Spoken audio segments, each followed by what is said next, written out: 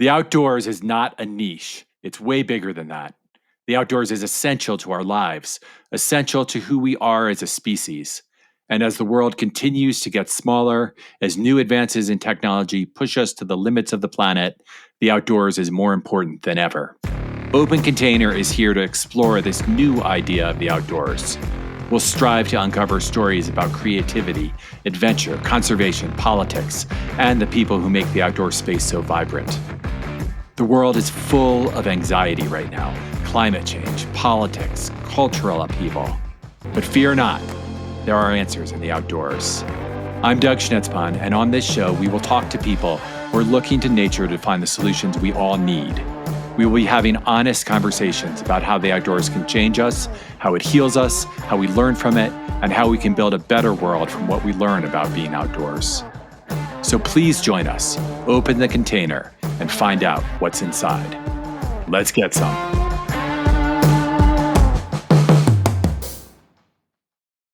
Welcome to the Rock Fight, where we speak out truth, slay sacred cows, and sometimes agree to disagree. This is an outdoor podcast that aims for the head. I'm Colin True, and I'm rolling solo to hit on a couple of topics and send you off into the weekend. But before we get to any of that, I hope you haven't missed an action-packed week here on the Rock Fight. We hit on outdoor industry topics on Monday. On Wednesday, we hit headlines that come out of our adventure community. Go back and check out those episodes if you haven't yet.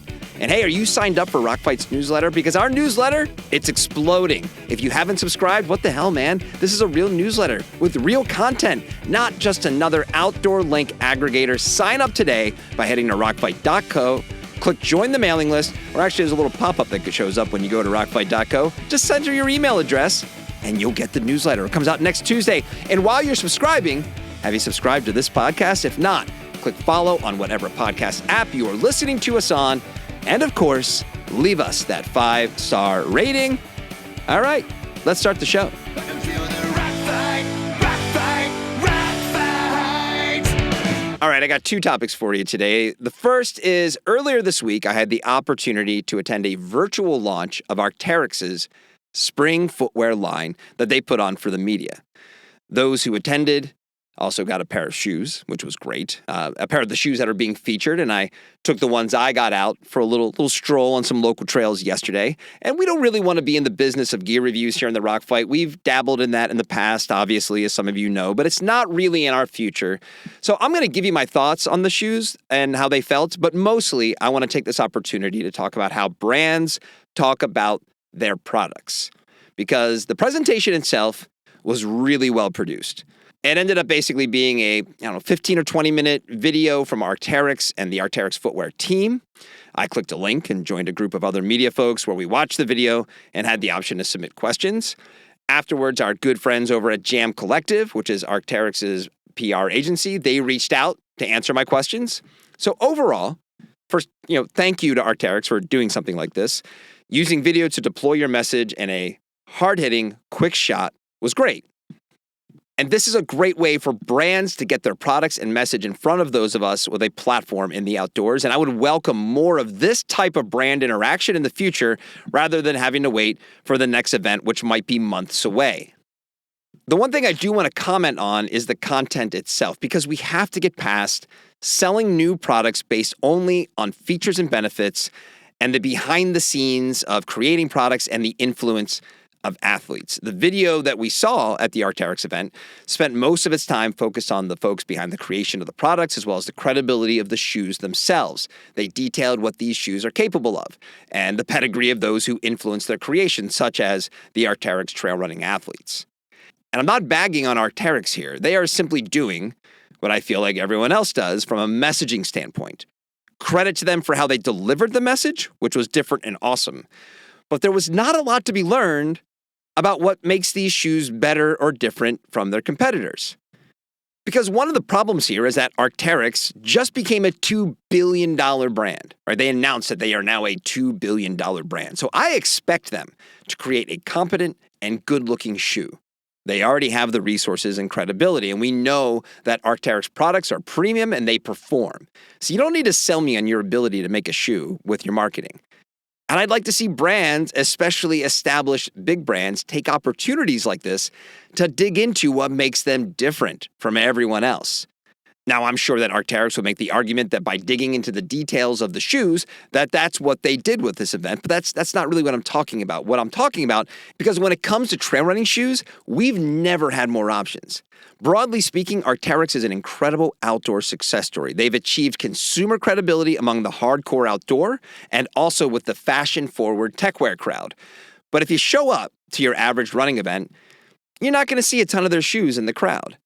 In fact, after you get past the Hokas, Ultras, Topos, Salomons of the world, you'd probably see more Nordas and Speedlands before you start counting how many Arc'teryx shoes you would find. So Arc'teryx, in this particular case, is in the market share acquisition game like everyone else. And since I already trust them to make a great product, the story that I would want to read or watch or listen to from those who had a chance to attend this virtual session would be about what Arc'teryx is doing to become the player in trail running. Like, what's the market strategy? What should consumers expect from Arc'teryx to get them out of their Hokas and into a gorgeous shoe from the darling outdoor brand of Canada? I mean, we can read about features on a tech sheet or experience it when we wear the shoes. Those things will eventually be available for anyone in the public who's interested in learning about them. But there's really very little difference between Arc'teryx's footwear creation story and anyone else's. So tell us how you're planning to knock off the brand standing in your way to becoming the dominant trail running shoe brand. That to me would be newsworthy. Well, like I said, this isn't an Arc'teryx problem. This is an outdoor brand problem. When it comes to new products, brands are all just happy playing it safe and playing the hits. But those hits don't quite hit like they used to. As for the shoes themselves, the model they sent me is called the Novan, and it's fucking gorgeous. Like, I seriously considered not taking it out on my local trails because it looks so good. I thought that maybe I should just wear it when I travel and stuff. Like, maybe this is my new trade show shoe because it looks so good.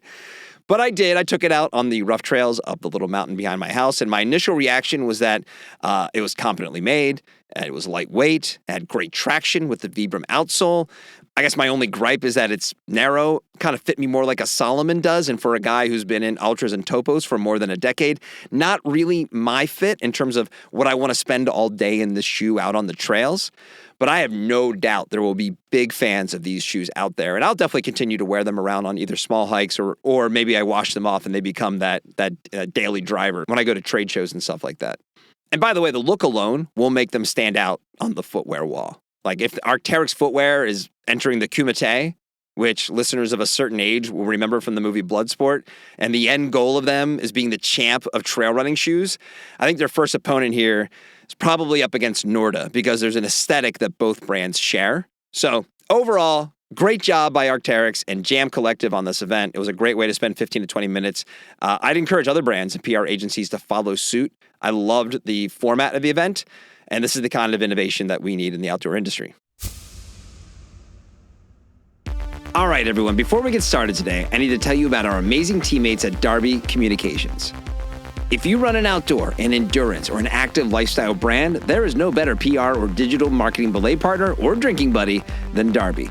They can help your business reach new heights, and they might just keep you from falling on your ass. I mean, since we started working with Darby, more and more people have been reaching out to us here at The Rock Fight because of that messaging. Look, guys, if they can help us, they can help anybody. Hit them up at darbycommunications.com. Do it today. All right, second thing for you today. Are you getting sick of all the talk around public lands yet? Well, I hope not, because this story is going to keep going right now. It is the story as it pertains to the outdoors, so we're going to keep talking about it on the show. And today, I want to highlight an aspect of public lands that maybe you haven't considered, and that's the deeper power that they can wield. Anyone listening to this podcast likely understands the healing power of the outdoors, but for some, that healing is needed more than others. Now, some of you may know the name Stacy Bare. If you listen to Doug Schnitzbon's Rock Fight podcast, Open Container, you definitely do. He's been a guest on that show. And Stacy lives in Michigan, where he is working to make Grand Rapids the next great outdoor destination for outdoor enthusiasts. He has an invested interest in awe-inspiring places like parks and public land. And the reason for that is that Stacy was once a soldier who served in the U.S. in places like Bosnia, Iraq, and the Republic of Georgia. When Stacy came home from that time serving our country, like many of those who served, he struggled with depression and thoughts of suicide.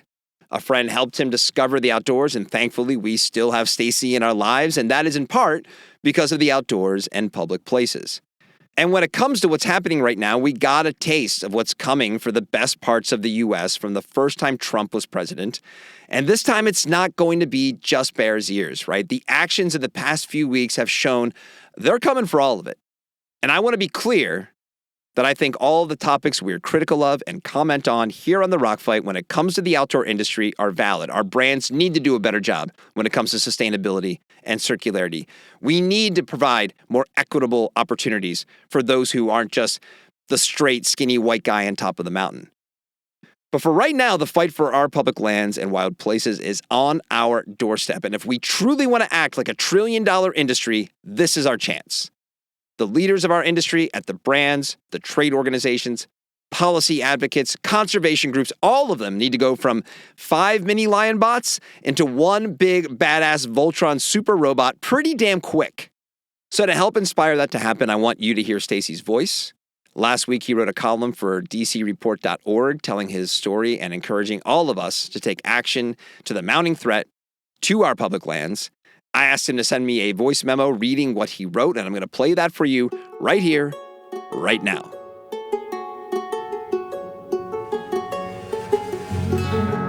Army war vet found healing in public lands that are now threatened by Doge cuts.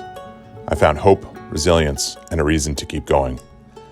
By me, Stacy Bare, February 23rd, 2025, in the DCReport. I came home from a tour with the U.S. Army in Iraq in 2007. Things got dark quickly. I shoved myself into graduate school for an easy identity shift, but was weighed down by unresolved trauma from the war that played out in heavy drug and alcohol use, suicidal thoughts, and me being a real asshole in relationships. I was racked by guilt for leaving my fellow service members and the Iraqi people, believing that if I stayed, perhaps things would be better for everyone. I also lived with the fear that I took somebody's place on the flight home, that it would have been better, certainly easier, if I had come home in a flag-draped box and someone else, I can give you their names, could have made that flight back to the States.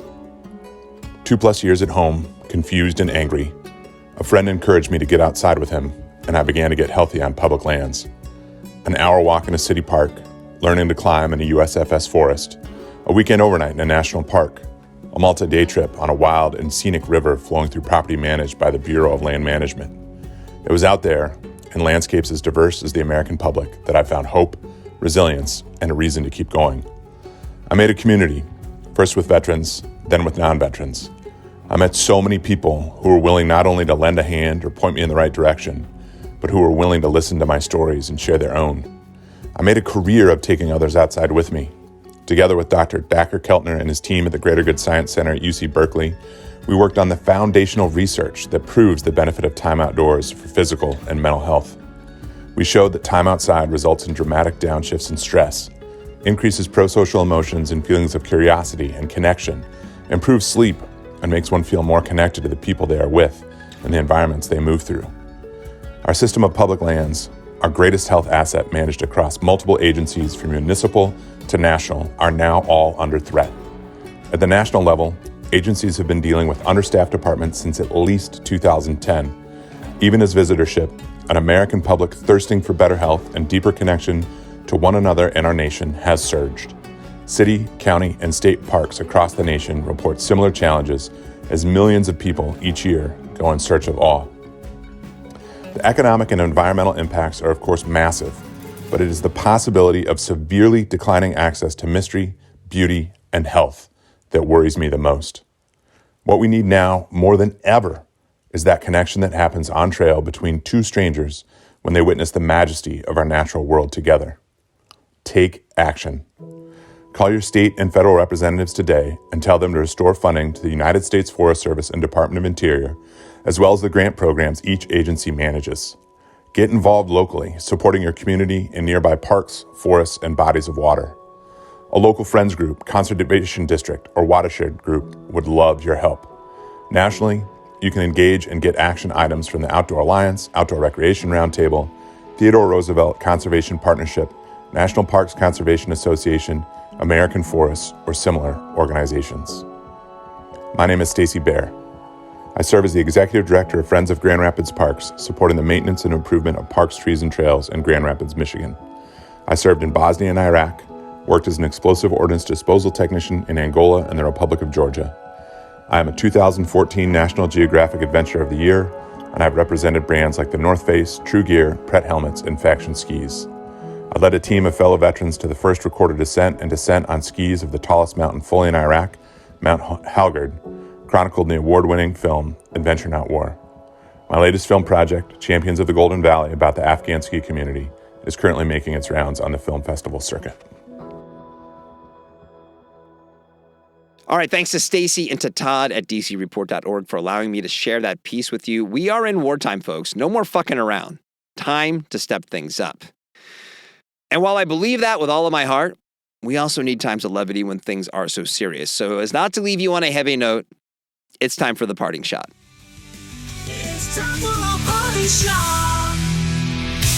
All right, today my parting shot is about the Oscars. This is the third year I've predicted the Oscar Best Picture winner here on The Rock Fight. So far, my record is 1-1. 2 years ago, I thought that Everything Everywhere All at Once would win, and it did. But my prediction on the show was that Top Gun Maverick would win everyone over in a post-COVID Hollywood, oh my God, blockbusters are back, let's reward Tom Cruise and Top Gun, and maybe they would just anoint an actual big-budget movie as the winner. They didn't, and I lost that bet, even though I really knew that Everything Everywhere All at Once would win. But I got that one wrong. Last year, I got it right, because everyone got it right. It was Oppenheimer. From the get-go, from July of 2024, we knew that Oppenheimer was going to win. 23, excuse me. So for this year, a few weeks back, I said I thought that a complete unknown would surge and win. But except for our guy Timmy winning at the SAG Awards, that just doesn't seem likely anymore. So today, Friday, February 28th, I'm predicting that Anora will take home Oscar Gold on Sunday night. It's a bit of an odd year. It seems that Anora has the highest approval rating here. It's also my hands-down favorite of the 10 nominees. I loved that movie. It's such a great flick. If you haven't watched it before Sunday night, check it out. So there you go. My parting shot is Anora will win Best Picture.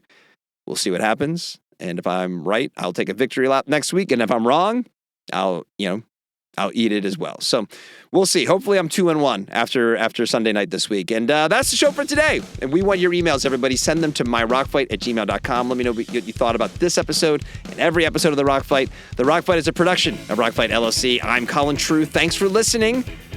And here to take us out is Krista Makes. He's going to sing for you to send you into your weekend, the Rock Fight Fight song. We'll see you next time, Rock Fighters. Rock